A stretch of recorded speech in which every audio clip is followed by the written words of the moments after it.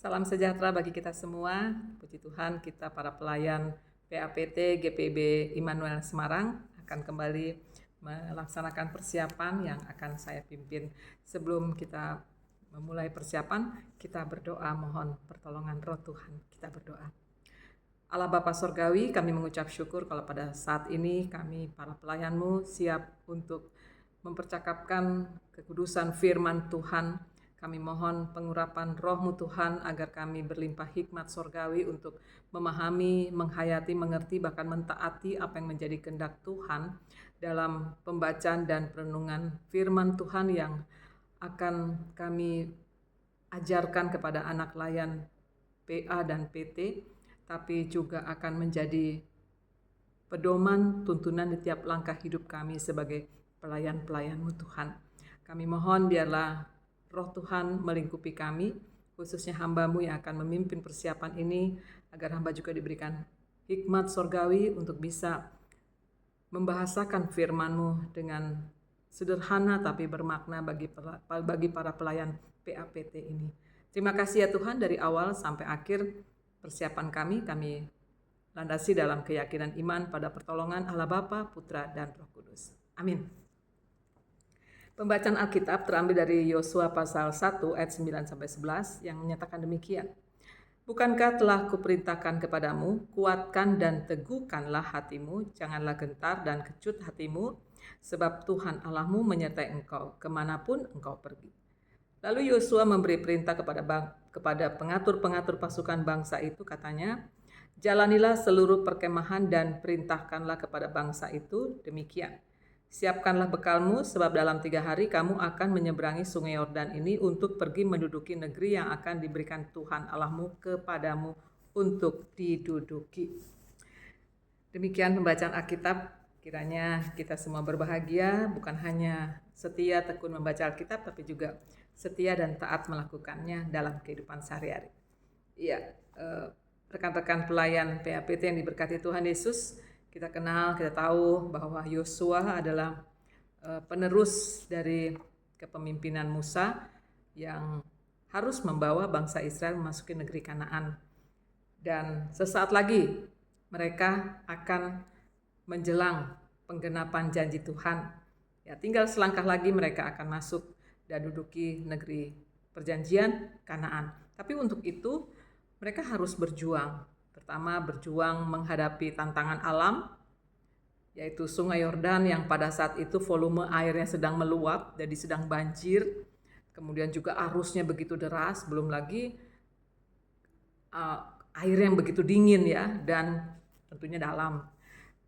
Ini bukan hal yang mudah, karena bangsa Israel itu ada juga anak-anak yang harus ikut menyeberangi Sungai Yordan. Ini tentunya tantangan yang sangat mengerikan ya, sehingga sangat wajar kalau mereka takut, mereka bimbang, ragu, bisakah mereka menyeberangi Sungai Yordan.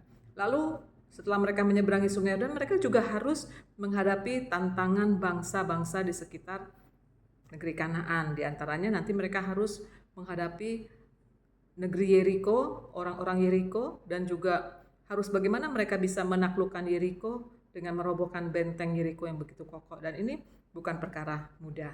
Belum lagi nanti mereka harus menaklukkan negeri Kanaan dengan menghadapi penduduk setempat, suku Enak yang berpostur tubuh raksasa, tinggi besar, dan juga mereka piawai dalam berperang, dan ini bukan hal yang mudah. Jadi walaupun tinggal selangkah, tapi tetap ada perjuangan yang berat harus dihadapi oleh bangsa Israel. Karena itu Allah sangat mengenal kondisi kejiwaan mental umatnya. 40 tahun mengembara, bagaimana mereka mudah sekali bersungut-sungut, mudah sekali lemah semangat. Karena itu Allah ingatkan dalam Yosua pasal 1 ini ada 3 kali, ya, ada 3 kata pengulangan kalimat kuatkan dan teguhkan hatimu. Jadi bukan hanya sekali, bukan hanya pada ayat 9 Allah katakan, tapi di ayat-ayat sebelumnya Allah sudah katakan bahwa harus kuat. Jangan takut, ayat 6 dan ayat 7. Itu sudah Allah ingatkan, kuatkan hatimu, jangan kecut, jangan takut. Karena Allah sangat mengenal bangsa Israel mudah sekali lemah semangat, dan kalau sudah lemah semangat mereka akan bersungut-sungut, memberontak dan lain sebagainya, dan itu banyak kali mempengaruhi kepemimpinan orang yang dipercaya Tuhan. Di antaranya waktu itu Musa kan sempat juga terprovokasi dengan amukan massa bangsa Israel yang marah sehingga dia melanggar ketetapan Tuhan. Sekarang Tuhan tidak mau itu terjadi kepada Yosua. Makanya Yosua diingatkan, harus kuat, jangan kecut, jangan takut. Begitu juga kepada bangsa Israel, harus kuat, jangan mudah bersungut-sungut, jangan mudah lemah semangat. Sekarang kita mau melihat bagaimana Tuhan mengingatkan dan menguatkan umat, bukan hanya kata-kata ya, tapi ada makna yang paling mendalam di sana adalah bahwa Yosua tidak sendirian, bahwa umat Israel tidak sendirian. Ada kuasa Tuhan yang menyertai mereka. Jadi mereka tetap harus bergerak, tetap harus melangkah. Tapi melangkah dengan keyakinan bahwa ada Tuhan yang menyertai. Sehingga perjuangan mereka adalah perjuangannya Tuhan. Kerja keras mereka adalah kekuatan dari Tuhan.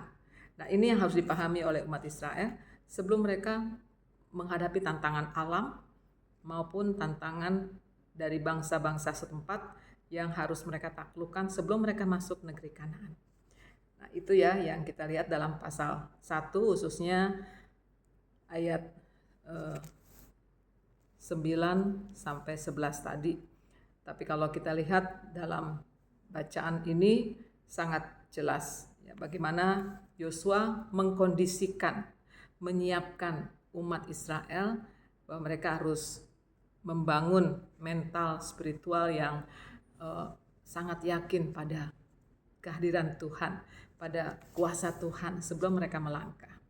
Nah, sekarang kita mau menempatkan kepada anak-anak layan PAPT, apa yang mau kita sampaikan kepada mereka. Pertama, kita harus kuatkan mereka dengan membangun keyakinan bahwa kalau bangsa Israel yang begitu rupa ya, mudah sekali memberontak, mudah sekali bersungut-sungut, toh Allah masih jaga, Allah masih sayang, Allah masih pelihara mereka. Apalagi kita ingatkan mereka bahwa anak-anak teruna, anak-anak layan PA juga adalah kesayangan Tuhan. Karena itu jalani seluruh aktivitas, kegiatan sehari-hari dengan kekuatan, dengan mengandalkan penyertaan Tuhan. Misalkan anak-anak layan PA mau belajar ya, awali dengan berdoa, awali dengan memohon pertolongan Tuhan.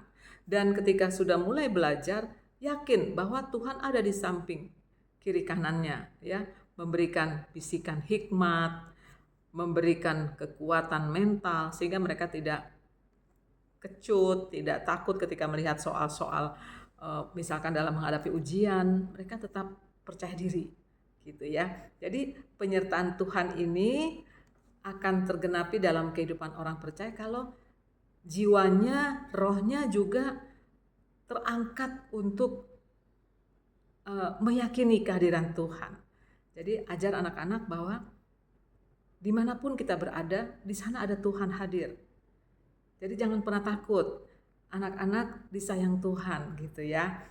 Anak-anak itu biji mata kesayangan Tuhan. Biji mata ini gak pernah diperhatikan oleh siapapun loh. Tapi jangan coba-coba menyentuh biji mata kita. Kita pasti akan mencoba melindungi dengan sekuat tenaga. Kenapa? Karena ini sangat sensitif ya. Jadi ini mau dikatakan bahwa kalau Allah memandang kita seperti biji mata kesayangannya, berarti tidak akan ada sesuatu pun atau seseorang pun yang bisa menyentuh kehidupan kita. Karena kita adalah biji mata kesayangan Allah. Nah, itu diingatkan kepada anak-anak supaya mereka punya jiwa, punya mental yang kuat. Ya. Nggak mudah menyerah, nggak mudah mengeluh, nggak mudah takut menghadapi apapun kesulitan. Mereka percaya, mereka pasti sanggup. Nah, itu yang pertama. Yang kedua, kita juga harus ingatkan bahwa penyertaan Tuhan tidak mematikan tanggung jawab kita atau tidak meniadakan tanggung jawab kita untuk bersungguh-sungguh, untuk disiplin, untuk taat pada apapun yang ditetapkan. Kayak Yosua ini memang diajarkan untuk jangan takut, jangan kecut. Tapi Tuhan juga ingatkan Yosua untuk dengar-dengaran akan petunjuk Tuhan. Jadi Yosua itu selalu pasang telinga, selalu dia menunggu dulu petunjuk Tuhan sebelum dia melangkah, sebelum dia bertindak. Nah, ini juga harus diingatkan kepada anak-anak layan PAPT bahwa di balik atau di dalam segala keyakinan mereka akan kehadiran Tuhan, mereka harus membangun pola hidup disiplin, ya, tertib.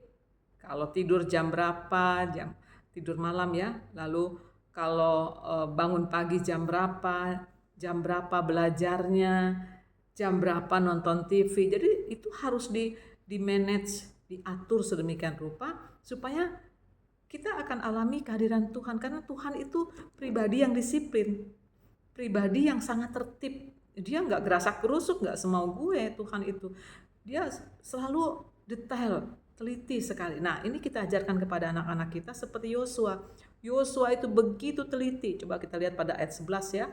Dia mempersiapkan umatnya, ayo siapkan bekal ya, kalian akan tempuh 3 hari perjalanan. Jadi Yosua itu sudah menyiapkan secara fisik umat Israel menghadapi medan alam yang begitu menantang. Jadi Yosua itu bukan hanya sekedar dia jalan-jalan, tapi dia persiapkan umat. Nah, ini juga harus diajarkan kepada anak-anak kita, bahwa mereka harus persiapan. Kalau mau ada ujian, harus persiapan, dia itu belajar, harus disiplin. Jangan ada ujian besok, malam ini main games gitu ya. Ada ujian besok, malam ini keluyuran, kesana kemari, ke kafe dan seterusnya. Ya gimana mau berhasil lulus kalau penyertaan Tuhan tidak dibarengi dengan ketekunan kita belajar, ya. Jadi nggak ada keberhasilan Tuhan itu, sekalipun dia sanggup, tapi dia nggak mau disamakan dengan tukang sulap, simsalabim, jadi enggak. Tuhan itu pakai proses. Ya, proses itu adalah usaha. Jadi anak-anak layan PAPT itu harus diajarkan usaha. Sebenarnya bisa aja loh Tuhan itu bawa bangsa Israel langsung masuk ke negeri Kanaan. Dia maha dahsyat kok, maha berkuasa, laut merah aja bisa terbelah, kan gitu. Tapi dia nggak mau pakai cara-cara seperti itu. Dia pakai proses. Bagaimana umat itu berperang menaklukkan bangsa A, bangsa B. Wow, pokoknya luar biasa deh Tuhan itu. Kalau saya melihat ya, dia untuk bisa umatnya mengalami berkat dan mujizat, itu ada proses, ada usaha. Jadi kita ingatkan kepada anak-anak, hanya mereka yang taat, disiplin akan berhasil meraih berbagai pencapaian. Kalau mereka hanya katakan yang penting Tuhan kan beserta saya nggak usah belajar, saya nggak usah usaha, tidur aja. No way. Anak Tuhan tidak boleh punya sikap seperti itu. Nah, ini kita ajarkan kepada anak-anak kita bahwa kalau kalian mengaku anak Tuhan, kalian mengaku pengikut Kristus, harus tunjukkan usaha kerja keras. Karena Tuhan hanya mau bersama dengan umat yang punya effort, punya usaha keras, punya perjuangan yang tangguh dan bersungguh-sungguh. Ini juga harus diteladani oleh para kakak layan PAPT. Kalau mempersiapkan segala sesuatu harus bersungguh-sungguh. Jangan hanya cuap-cuap, tapi pandai untuk kreativitas, usaha. Seperti misalkan ini kan tentang perjuangan Yosua dan umat Israel dalam meraih sesuatu, penggenapan janji Allah yang masuk negeri perjanjian. Itu bisa kita buat satu kreasi, ya, bagaimana umat harus taat dengan pimpinan Allah melalui kehadiran Yosua. Saya dulu pernah punya ide permainan yang luar biasa tentang Yosua dan bangsa Israel. Jadi saya buat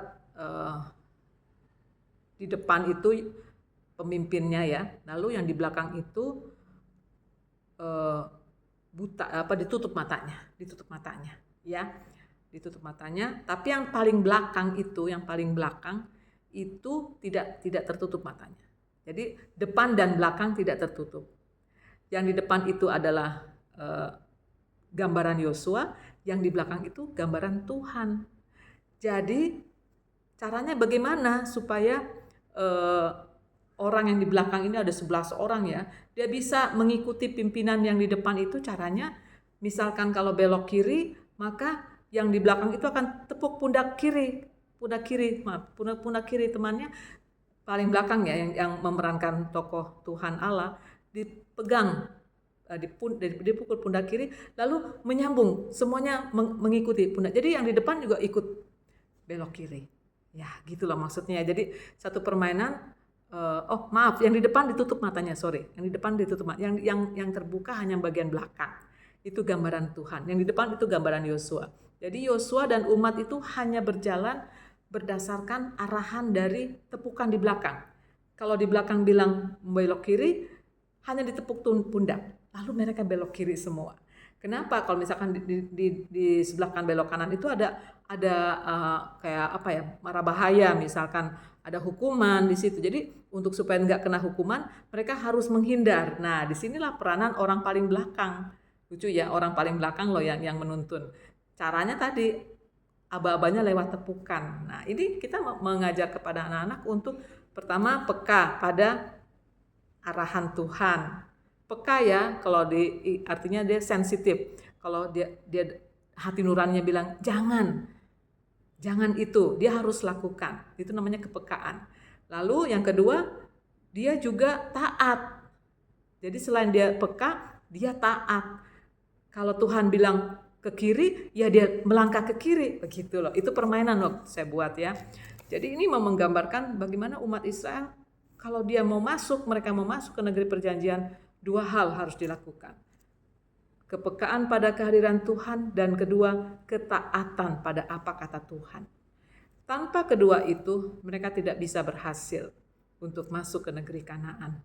Kalau masalah kemenangan itu kita sudah yakin bahwa itu bukan kemenangan umat Israel, itu adalah kemenangan Allah, karena yang berperang adalah Allah. Yang berperang, yang berperan hanya Allah. Umat Israel itu hanya alat kecil di tangan Tuhan.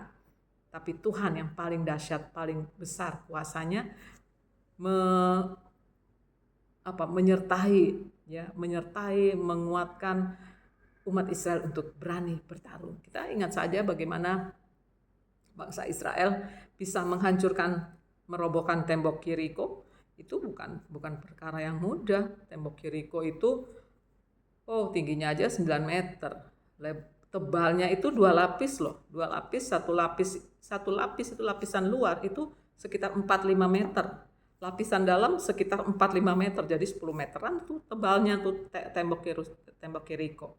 Bagaimana bisa roboh hanya dengan umat mengelilingi 7 keliling dan berseru, bersorak, gegap gempita, lalu meniup sangkakala. Kalau secara logika kan nggak mungkin. Bagaimana, mustahil lah kita mau robohkan tembok sebegitu kokoh dan tingginya. Tapi kan tiada yang mustahil bagi Tuhan. Kenapa bisa Israel mengalami mujizat? Karena taat. Karena dengar-dengaran pada apa kata Tuhan dan melakukan. Itu dia. Jadi tidak hanya dengar, tidak hanya taat, tapi melakukan. Hanya mereka yang taat melakukan firman Tuhan akan alami mujizat dan berkat. Ajarkan kepada anak-anak kita bahwa menjadi anak Tuhan bukan anak yang manja, bukan anak yang cengeng, tapi anak yang tangguh dan bersungguh-sungguh berjuang untuk hidup. Demikian persiapan saya sampaikan kepada saudara-saudara, kiranya bisa dikembangkan dalam kreativitas masing-masing kita, supaya anak layan kita bisa semakin mencintai Tuhan dan firman Tuhan. Selamat melayani. Tuhan Yesus memberkati. Kita berdoa untuk menutup persiapan ini. Tuhan Yesus, terima kasih kami sudah membahas akan firman-Mu Tuhan. Biarlah Tuhan meteraikan firman-Mu di hati setiap pelayan Tuhan, pelayan PAPT yang telah siap untuk melaksanakan tugas mereka. Dan anak-anak layan PAPT juga boleh bertumbuh, berakar, berbuah dalam Kristus, sehingga mereka menjadi anak-anak Tuhan, penerus pelayanan dalam gereja Immanuel Semarang yang bercahaya dalam kuasa kemuliaan Tuhan. Terima kasih Bapa, di dalam nama Tuhan Yesus sumber segala berkat kehidupan kami mengucap syukur dan bermohon kepada Allah Bapa di sorga. Haleluya, amin. Selamat melaksanakan tugas pelayanan. Tuhan Yesus memberkati. Shalom.